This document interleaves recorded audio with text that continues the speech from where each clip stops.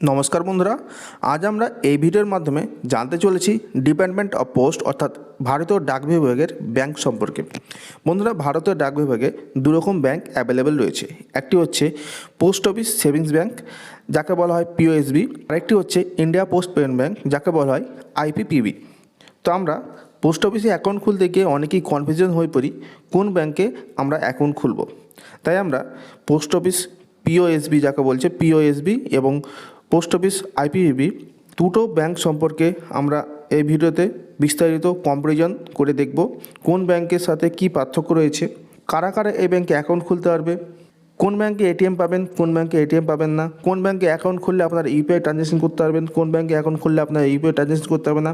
Total A to Z আমরা এই ভিডিওর মাধ্যমে বিস্তারিত জানতে চলেছি। তাই আপনারা ভিডিওটি প্রথম থেকে শেষ অবধি দেখতে থাকুন। তার আগে বলি বন্ধুরা, নমস্কার, আমি প্রশান্ত নন্দী, আর আপনারা দেখছেন online guide and information channel.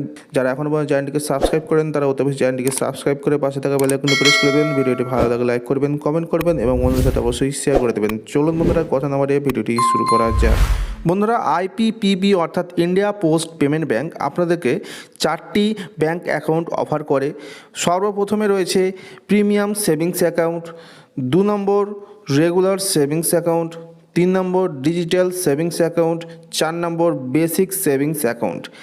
এই অ্যাকাউন্টগুলির মধ্যে রেগুলার সেভিংস অ্যাকাউন্ট এবং বেসিক সেভিংস অ্যাকাউন্ট, এই দুটি অ্যাকাউন্টের বৈশিষ্ট্য একই, শুধুমাত্র বেসিক সেভিংস অ্যাকাউন্টে প্রত্যেক মাসে 4 বারের বেশি টাকা উইথড্রল করতে পারবেন না। 4 বারই লিমিট দেওয়া রয়েছে। বাকি রেগুলার সেভিংস অ্যাকাউন্ট এবং বেসিক সেভিংস অ্যাকাউন্টের সমস্ত ফিচার্স একই রয়েছে। এবার আপনারা বলতে পারেন যে এদের মধ্যে কোনো ডিফারেন্স নেই, তো ব্যাংক এই অ্যাকাউন্টটি কেন বের করলো? তো বন্ধুরা, সরকার এখানে বিএসবিডি অর্থাৎ বেসিক সেভিংস ব্যাংক ডিপোজিট অর্থাৎ এক কথায় জনধন অ্যাকাউন্ট যেটা বলা হয়, সেই জনধন অ্যাকাউন্টকে প্রমোট করে সরকার। তাই ব্যাংকে এই অ্যাকাউন্টটিকে আলাদা করে আনতে হয়েছে। তো এই হচ্ছে বিষয়টা। আর আপনারা দেখবেন জনধন যে অ্যাকাউন্টগুলি রয়েছে সেগুলি প্রত্যেক মাসে 4 বার টাকা তুলতে পারবেন, তার বেশি কিন্তু ওই অ্যাকাউন্টে টাকা তুলতে পারবেন না। তাই আমরা আইপিবি থেকে premium savings account, regular savings account এবং ডিজিটাল সেভিংস অ্যাকাউন্ট এবং পিওএসবি অর্থাৎ পোস্ট অফিস সেভিংস ব্যাংক, এই 4টি অ্যাকাউন্টকে একসাথে কম্পেয়ার করব। তো বন্ধুরা, এখানে আমাদের আইপিপিবি অর্থাৎ ইন্ডিয়া পোস্ট পেমেন্ট ব্যাংকের 3টি অ্যাকাউন্ট রয়েছে এবং পোস্ট অফিসের পিওএসবি অর্থাৎ post office savings bank account রয়েছে। তো আমরা এখন কম্পারিজন করে দেখব। তো বন্ধুরা, প্রথমে যে কম্পারিজনটা উঠে আসে অ্যাকাউন্ট ওপেনিং মেথড কি রয়েছে। প্রিমিয়াম সেভিংস অ্যাকাউন্ট, আইপিপিবির প্রিমিয়াম সেভিংস অ্যাকাউন্টে অ্যাকাউন্ট ওপেনিং মেথড আছে অফলাইন। এখানে আপনারা 10+ হলেই আপনারা অ্যাকাউন্ট খুলতে পারবেন। রেগুলার সেভিংস অ্যাকাউন্টেও সেম রয়েছে অফলাইন মেথড, 10+ হলেই আপনারা অ্যাকাউন্ট খুলতে পারবেন। এখানে প্রিমিয়াম সেভিংস অ্যাকাউন্ট এবং রেগুলার সেভিংস অ্যাকাউন্টে ব্রাঞ্চ ভিজিট করেই আপনাকে অ্যাকাউন্টটা খুলতে হবে।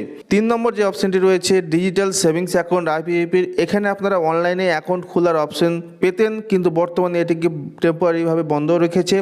এটি 18+ অর্থাৎ 18+ হলে আপনারা অ্যাকাউন্টটি খুলতে পারবেন। এবার রয়েছে পিওএসবি অর্থাৎ পোস্ট অফিস সেভিংস অ্যাকাউন্ট। এই অ্যাকাউন্টটি আপনারা অফলাইন মেথডে অ্যাকাউন্টটি ওপেন করতে পারবেন, অর্থাৎ আপনাকে ব্রাঞ্চ ভিজিট করে আপনাকে অ্যাকাউন্টটা ওপেন করতে হবে। এই অ্যাকাউন্ট ওপেন করার জন্য 10+ হতে হবে। 10 বছর থেকে 18 বছরের মধ্যে যারা অ্যাকাউন্ট খুলতে চান তাদের বিহাফে একজন গার্জেন এই অ্যাকাউন্টটি অপারেট করবে। 18 বছর হয়ে গেলে এই অ্যাকাউন্টটিকে মেজর অ্যাকাউন্টে কনভার্ট করে দেওয়া হবে। এবার আমরা জানবো পাসবুক ফ্যাসিলিটি নিয়ে। আইপিপিবির কোনো অ্যাকাউন্টে পাসবুক দেওয়া হয় না, তার পরিবর্তে আইপিপিবি কাস্টমারদেরকে একটি কিউআর কার্ড দেওয়া হয়, যাতে একটি কিউআর কোড থাকে এবং অ্যাকাউন্ট ডিটেলস, নাম, অ্যাকাউন্ট নাম্বার, আইএফএসসি কোড ইত্যাদি লেখা থাকে। কিন্তু পিওএসবির ক্ষেত্রে একটি পাসবুক প্রোভাইড করা হয়, যাতে আপনাদের অ্যাকাউন্ট ডিটেলস লেখা থাকে এবং ভবিষ্যতে যতবার ট্রানজ্যাকশন করবেন ততবার সেই পাসবুককে আপডেট বা প্রিন্ট করাতে পারবেন। এরপরে আমরা দেখব এদের মধ্যে কোন অ্যাকাউন্টটি জিরো ব্যালেন্স অ্যাকাউন্ট। প্রথমে রয়েছে আইপিপিবির প্রিমিয়াম অ্যাকাউন্ট, এই অ্যাকাউন্টটি zero balance. Regular savings account zero balance, digital savings account zero balance, কিন্তু পিওএসবি এই অ্যাকাউন্টটি জিরো ব্যালেন্স নয়। এরপরে যে কম্পারিজনটি আসবে এটি হচ্ছে ইনিশিয়াল ইনিশিয়াল ডিপোজিট কত টাকা দিয়ে আপনাকে অ্যাকাউন্টটি ওপেন করতে হবে। আইপিএবির প্রিমিয়াম অ্যাকাউন্ট যেটি রয়েছে এই অ্যাকাউন্টটি ওপেন করার জন্য আপনাদেরকে ইনিশিয়াল ডিপোজিট 150 প্লাস জিএসটি অর্থাৎ 149 টাকা প্লাস জিএসটি আপনাদেরকে 175 টাকা সামথিং টাকা দিয়ে আপনাকে আইপিএবির প্রিমিয়াম অ্যাকাউন্ট ওপেন করতে হবে। রেগুলার অ্যাকাউন্টের ক্ষেত্রে কোনো রকম ইনিশিয়াল ডিপোজিট নেই, ডিজিটাল সেভিংস অ্যাকাউন্টের জন্য কোনো রকম ইনিশিয়াল ডিপোজিট নেই। পিওএসবি অর্থাৎ post office savings bank account এই অ্যাকাউন্টটি ওপেন করতে গেলে আপনাদেরকে 500 টাকা দিয়ে অ্যাকাউন্ট ওপেনিং করতে হয়। বন্ধুরা এর পরের পয়েন্টটি হলো একটি ব্যাঙ্ক অ্যাকাউন্টে আপনারা ম্যাক্সিমাম কত টাকা রাখতে পারবেন। তো এর জন্য আইপিএবির প্রিমিয়াম অ্যাকাউন্টে সর্বোচ্চ আপনারা 2 লাখ টাকা ম্যাক্সিমাম রাখতে পারবেন। রেগুলার সেভিংস অ্যাকাউন্টের ক্ষেত্রেও 2 লাখ টাকা রাখতে পারবেন। ডিজিটাল সেভিংস অ্যাকাউন্টের ক্ষেত্রে 1 লাখ টাকা রাখতে পারবেন। কিন্তু পোস্ট অফিস সেভিংস ব্যাঙ্ক অর্থাৎ পিওএসবি অ্যাকাউন্টের জন্য কোনো রকম আপার লিমিট নেই। আপনারা 1 কোটি 2 কোটি যত খুশি আপনারা এখানে ডিপোজিট করে রাখতে পারবেন। এর পরের অপশান হচ্ছে ডকুমেন্টস রিকোয়ার্ড। কী কী ডকুমেন্টস লাগবে একটি অ্যাকাউন্ট ওপেন করতে।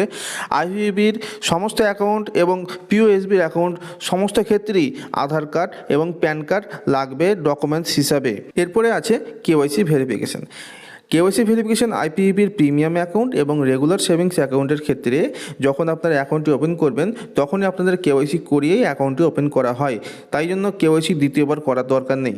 কিন্তু ডিজিটাল সেভিংস অ্যাকাউন্টের ক্ষেত্রে আপনাদের যখন অনলাইনে অ্যাকাউন্ট ওপেন করবেন তারপরে আপনার নিয়ার বাই যে আইপিএবি ব্রাঞ্চ রয়েছে সেখানে গিয়ে আপনাকে কেওয়াইসিটি করে আসতে হবে।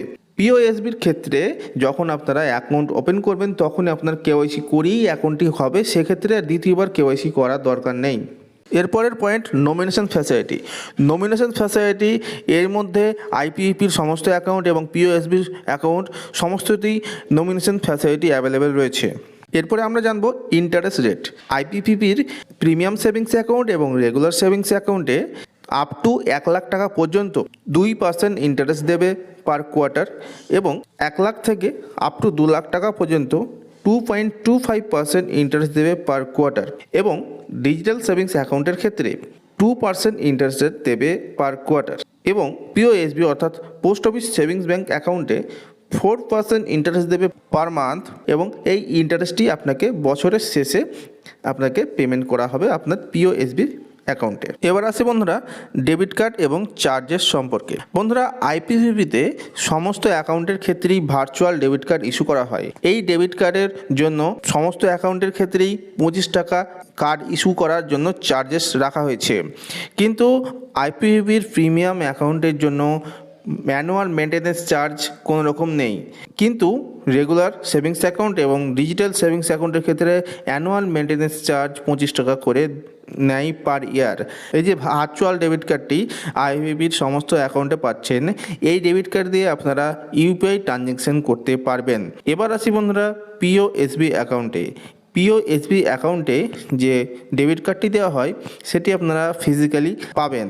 এই ডেবিট কার্ডের মাধ্যমে আপনারা ক্যাশ উইথড্রল করতে পারবেন যে কোনো এটিএম থেকে। আদার্স ব্যাংকের এটিএমের মাধ্যমে যদি টাকা তোলেন আপনারা ফ্রি ট্রানজ্যাকশন 3টে পাবেন এবং যদি পোস্ট অফিসে নিজের এটিএম দিয়ে আপনারা ট্রানজ্যাকশন করেন তাহলে 5টা ট্রানজ্যাকশন ফ্রিতে করতে পারবেন প্রত্যেক মাসে। এই যে পিওএসবিতে যে ডেবিট কার্ডটি আপনারা পাচ্ছেন তার জন্য পার ফিনান্সিয়াল ইয়ার্সের জন্য 125 টাকা প্লাস জিএসটি আপনাকে চার্জেস দিতে হবে। এবার আসি বন্ধুরা চেকবুক ফ্যাসিলিটি নিয়ে। বন্ধুরা আইপিএবির কোনো অ্যাকাউন্টে চেকবুক ফ্যাসিলিটি থাকে না, কিন্তু পিওএসবি অ্যাকাউন্টে চেকবুক ফ্যাসিলিটি অ্যাভেলেবেল রয়েছে। এরপরে আমরা জানবো জয়েন্ট অ্যাকাউন্ট নিয়ে। বন্ধুরা আইপিএবির কোনো অ্যাকাউন্টে জয়েন্ট অ্যাকাউন্ট হয় না, কিন্তু পিওএসবি অর্থাৎ পোস্ট অফিস সেভিংস ব্যাঙ্ক অ্যাকাউন্টে আপনারা সর্বোচ্চ 3 জন একসাথে একটি জয়েন্ট অ্যাকাউন্ট খোলাতে পারবেন। এবার আসি বন্ধুরা মেনটেন্যান্স চার্জেস নিয়ে। বন্ধুরা আইপিএবির অ্যাকাউন্টে কোনো রকম মেনটেন্যান্স চার্জেস লাগে না, কিন্তু পিওএসবিতে 500 টাকা মিনিমাম যদি অ্যাকাউন্টে না থাকে সেক্ষেত্রে পরের ফিনান্সিয়াল ইয়ার্সে 50 টাকা অ্যানুয়াল মেনটেন্যান্স চার্জ হিসাবে পেনাল্টি করা হয়। এবার আসি বন্ধুরা এসএমএস চার্জেস নিয়ে। বন্ধুরা আইপিএবির সমস্ত অ্যাকাউন্টের ক্ষেত্রেই 10 টাকা প্লাস জিএসটি পার কোয়ার্টার অর্থাৎ 3 মাস অন্তর SMS চার্জেস লাগে।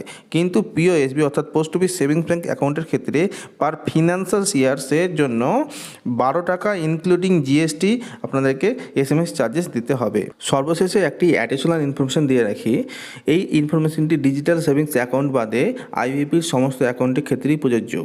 যদি কোনো ব্যক্তি চায় তার IPP অ্যাকাউন্টে 2 লাখ বা তার বেশি টাকা ডিপোজিট করতে, তখন সে কি করবে?